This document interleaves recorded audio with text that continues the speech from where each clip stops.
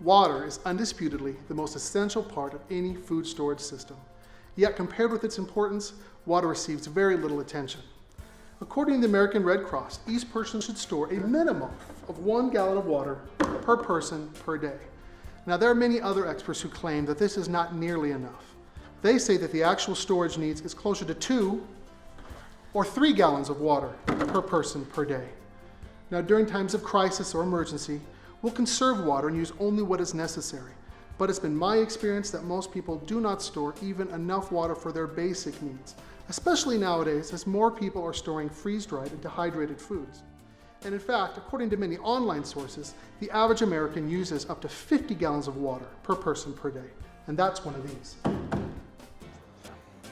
Let's first talk about the anatomy of a Surewater tank. All Surewater tanks are made out of an FDA-approved high-density polyethylene. Basically, they're made out of a plastic that's safe for storing water for people to consume. All of our tanks are a dark blue color. Now, what this does is it lessens the amount of light that comes through the tank, so it slows the algae growth. All of our tanks have a screw-on lid, or what we call a manway. You can fill the tank or clean the tank through this opening, and you can see in the middle there are little valves that allow air to flow in and out of the tank as the water rises and falls, so you don't have any airlock. You can see that we outfit all of our tanks with 2 spigots. The upper spigot is called our easy fill spigot. It's positioned in a way that you can put a bucket or a pan underneath it. That way you can utilize the water down to this level without the need for a hose.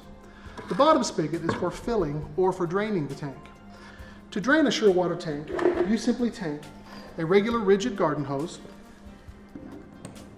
connect it to the spigot, run it out onto your lawn or garden, and then open the valve. With a little help of gravity, the tank will drain itself. How does this compare to a 55-gallon drum? Well, as you can see, the outlets on the 55-gallon drum are located on the top.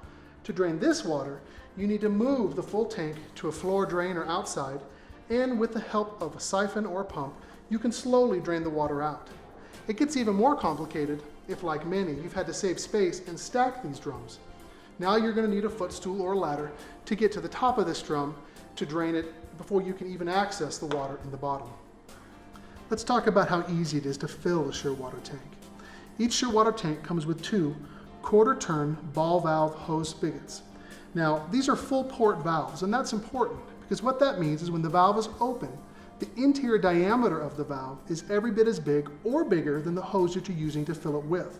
So these tanks will fill from the bottom every bit as fast as they will from the top. To fill a Surewater tank, you're going to need our 12-inch hose coupling.